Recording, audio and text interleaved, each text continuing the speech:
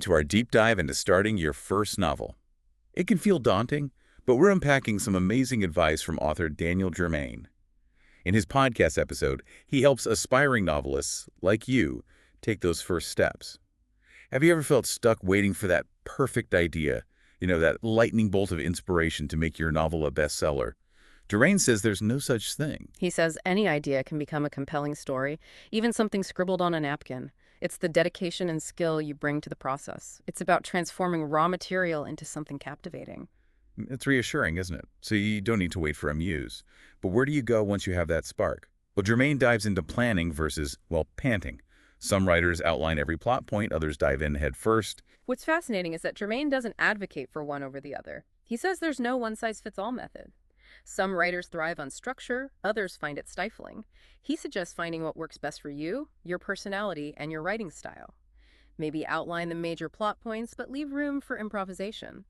Or start with a character sketch and let their journey guide the narrative. Makes sense. It's finding that sweet spot between structure and freedom for your creativity. So let's say you've decided on an approach and you're ready. How do you actually develop a consistent writing habit? Germain really stresses the importance of a routine, even if it's just short bursts each day. It's building muscle memory, training your mind to show up, even when it's hard. Think of it like any skill. Consistency is key to mastery.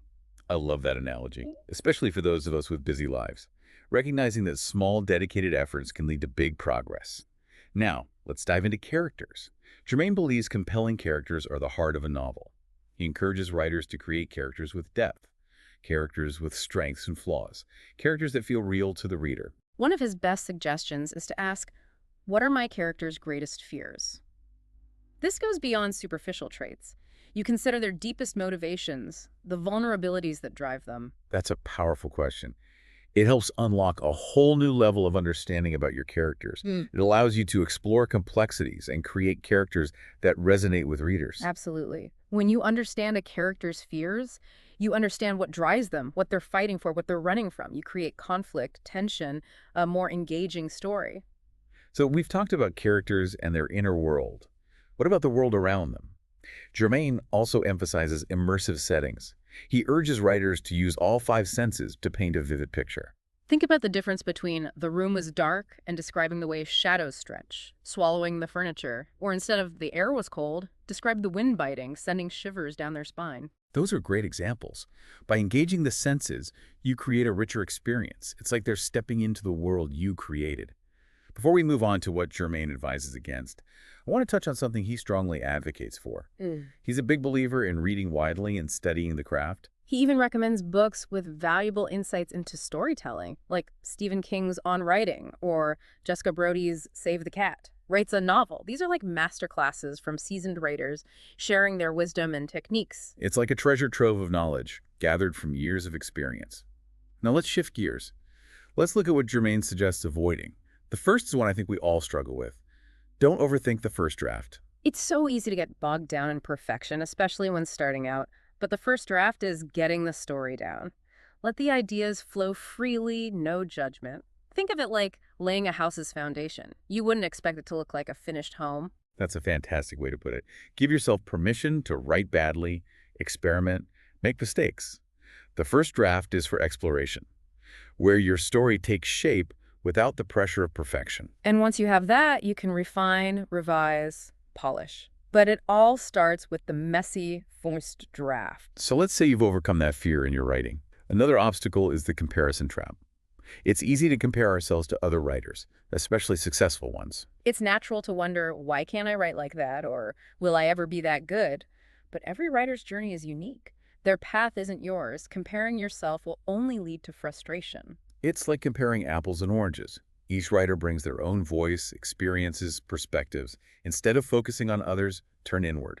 Celebrate your progress, no matter how small. Remember, you're on your own timeline. Your story will unfold at its own pace. That's an important reminder. It's trusting your process and focusing on the joy of creating something unique.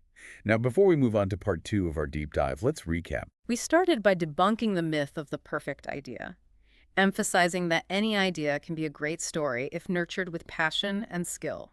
We delved into planning versus panting, highlighting the importance of finding the approach that suits your style and personality. We touched on the power of establishing a writing routine, even for short bursts, to build consistency and momentum. And we explored crafting compelling characters with depth. By delving into their fears and motivations, you create characters that feel real and unforgettable. And don't forget, we talked about setting, how vivid descriptions and engaging all five senses can transport the reader. Exactly. We can't forget the value of reading widely and studying the craft. Learning from the masters can offer invaluable insights to elevate your writing. Now let's continue exploring Germain's don'ts. We talked about not overthinking the first draft and the comparison trap. Now let's address another obstacle, self-doubt. That voice that says, "Are you good enough?" or "Will anyone read this?" Self-doubt can kill creativity. It makes you second-guess, procrastinate, even abandon your project. I think we've all been there. So how do we silence that inner critic? What does Germain suggest? He says, shift your focus from perfection to progress.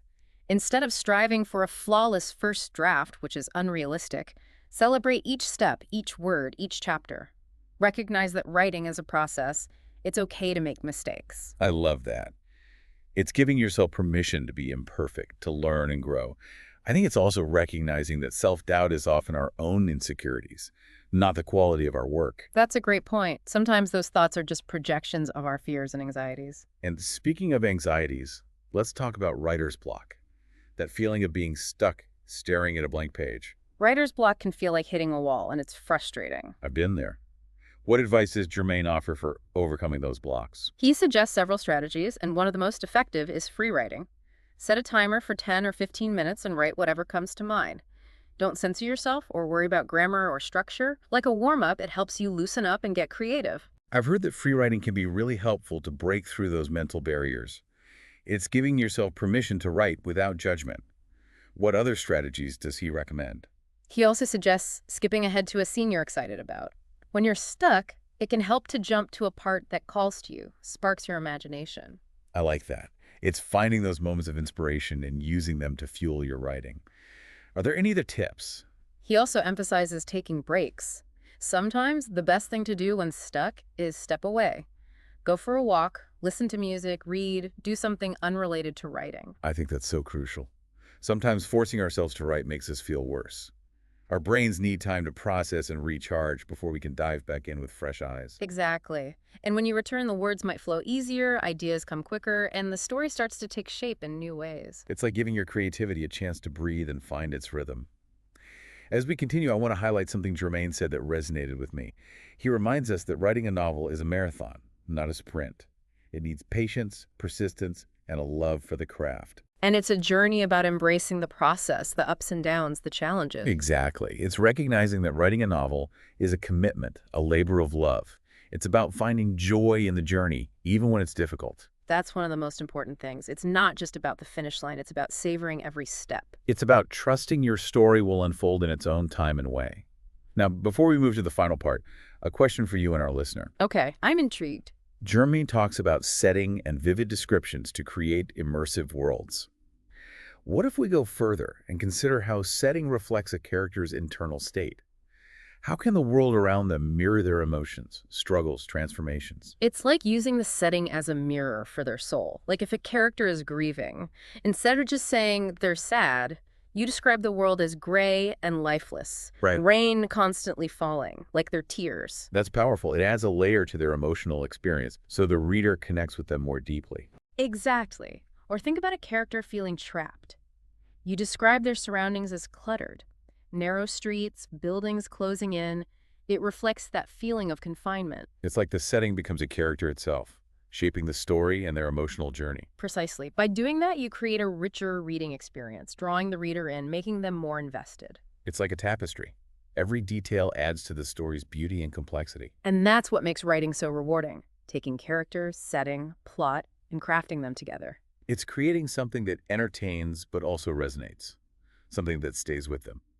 Now, as we close our deep dive, let's revisit some takeaways from Germain. We started by debunking the perfect idea and just starting to write, even if it's messy. We looked at planning versus panting and finding the approach that fits you. We explored having a writing routine, even short bursts, to stay consistent. And we talked about creating characters with depth and nuance so they feel real to the reader. And setting. Vivid descriptions and engaging all the senses to transport the reader. Right. And we can't forget self-doubt and writer's block, and how to overcome them to stay motivated. And how setting can reflect a character's inner state, adding more depth to your story. We covered a lot. I hope you feel inspired to take the next step on your writing journey. Remember, every novel started with a single word, an idea, a spark. So just start writing. Embrace the process, enjoy it, and trust your story will unfold. Yeah, it is. How can we use that to show what's going on inside? So, like, how could a writer actually use this idea? Well, let's say a character is going through a tough time. They're feeling lost and uncertain about the future. Okay, I can see that. Instead of just saying that, describe the world around them as chaotic and unpredictable. Maybe sudden storms or paths that keep changing. So it's like the setting mirrors their inner turmoil. Exactly. I see. So it's not just about describing a pretty scene. No, it's about using those descriptions to deepen the character's emotional journey. It adds a whole other layer to the story. That's really cool. I bet a lot of writers don't even think about that. Probably not. But it's a powerful technique, It Yeah. can really draw the reader in. It makes them feel what the character's feeling. Yeah, and it makes the story much more impactful. So, to wrap things up, what are some key things listeners should keep in mind when starting their first novel? First, don't get hung up on finding the perfect idea. Just start writing. Right. Any idea can be a good starting point. Second, find a writing routine that works for you. Even if it's just a few minutes a day, consistency is key. I think that's something a lot of people struggle with. It's true. And third, don't be afraid to experiment and make mistakes. The first draft is all about getting the story down. It doesn't have to be perfect. No, not at all. And most importantly, remember to have fun. Yes, writing should be enjoyable. Well, that's all the time we have for today. I hope you enjoyed our deep dive into starting your first novel. And remember, everyone has a story to tell, so go out there and start writing yours.